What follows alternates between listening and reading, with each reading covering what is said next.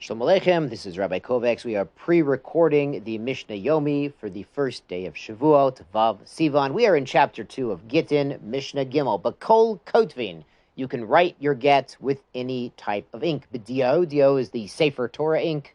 Besam, sam sometimes means poison or medicine. It's a yellow ink. Besikra, a red ink. Bekumos is a tree sap-based ink. Bekankantum, ferrous sulfate, a iron-derived ink. Bekol davar shu shel kayama. And really, you could use any writing medium which is lasting.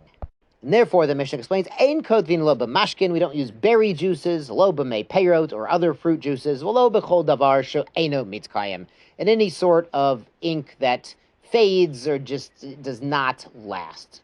Ala kol kotvin, and you could technically write it on anything. Al halei shel zayit, even on the leaf of an olive plant. Al keren shel para, if you want to be fancy, you could write it on the horn of an ox. V'noten la et para, but you have to give her the entire ox.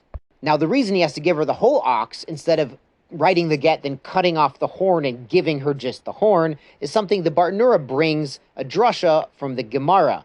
It says in Devarim chapter 24, V'kosov law sefer kritut v'noton biyada. So there's writing for her and then giving. So he explains, Misha eina mechusar elektiva natina. So you have to have the writing and then the giving, not writing, then detaching, and then giving after that.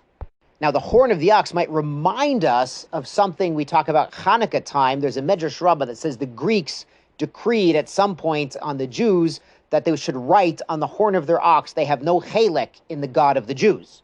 Now, there's, of course, a lot of symbolism to this, but as a practical level, the ox goes with you, schleps your things to the market, it plows with you, it's with you in the street. The horn of the ox is sort of the bumper sticker of 2,000 years ago. So we should be zoche only to have positive bumper stickers celebrating Hashem and Am Yisrael. The Mishnah goes on, all yad shel eved. Technically, they could write it on the hand of an eved kanani, v'notin law et eved, and they would have to give her, of course, the entire eved. God forbid, not going to cut him up. Rabbi Yossi Aglili Omer, he disagrees. He says, Ein kotvin lo al davar sheyesh bo ruach chaim. You cannot write it on anything that is alive, v'lo al ochlin, and not anything that's eaten. So his opinion would exclude even the leaves from the olives that were already detached. If they ripped the leaves out of the ground and then wrote the get, he says, listen, someone's going to eat that, the birds are going to fly by and eat it. It's not a sefer kritut. Sefer kritut, sefer, it could mean a book, but it could mean something written, something that you would normally think to write on, even if it's not a book. That's what he requires. The Mishnah Dalid is related. Ein kotvin b'mechubar lekarka. You cannot write a get on something that is affixed to the ground. As explained, v'kata v'natan. You have to write it and give it. Not write it, rip it out of the ground, and only then give it. What about ketava b'mechubar? They wrote it on something attached, tlosho, but then they detached it, v'chatamo, and only after that signed it, natanolah, and then gave her the get. Kosher. After the fact, this get would be valid. Now, the Gemara explains this is a case where they wrote the tofes, the standard language of the get that we mentioned in the last chapter, when it was attached, and then after it was attached, they wrote the toref, the specifics of this get, the name, date, place, and signed it after the detachment. Then it would be okay after the fact. But Rabbi Yehuda Rabbi Yehuda says, no good, the writing and the signing must be on something that was not affixed to the ground. Now, back to materials. Rabbi Yehuda ben Batera, Omer, Ein kotvin lo al niyar hamachuk. You cannot write it on paper that's been erased. Now, paper that was erased once before, it's kind of smudged and faded, and you might be able to erase on it again, and no one will tell the difference. Well, all diphthera, and not on diphthera. Diphthera is parchment made from hide, but it's not fully treated.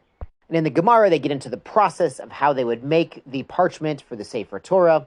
But here the problem is, mipneshu yachol izdoyef. In both of these cases, it could be forged. They could write out a perfectly good get, and then later, someone could go in and erase something or scrape off some of the ink and write something else, and no one would be able to tell the difference. The Chachamim machshim, the Chachamim do allow using this type of paper and less than fully treated parchment, because the Chachamim say, really, you have two sets of witnesses. You have the witnesses who signed on the get, and they might not be aware if something changed later, but you also have the witnesses at the time of the giving.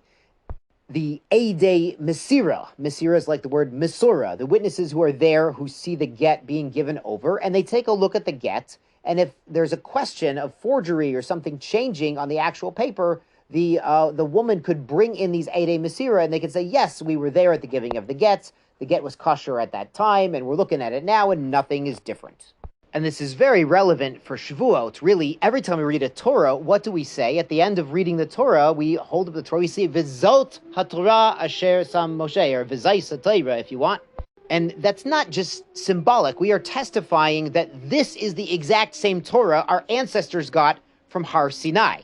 The exact same Sefer Torah, every letter, every word that we received, that we're celebrating Shavuot, that we received from Hashem at Sinai, is the one where it's right in front of us right now. So we are acting as if we are Eidei Mesira, testifying every single letter, every single word is still there, just as Moshe Rabbeinu gave it to us. So it's a very special, powerful idea to keep in mind every time we are privileged to see the Sefer Torah and say, Vizot Torah.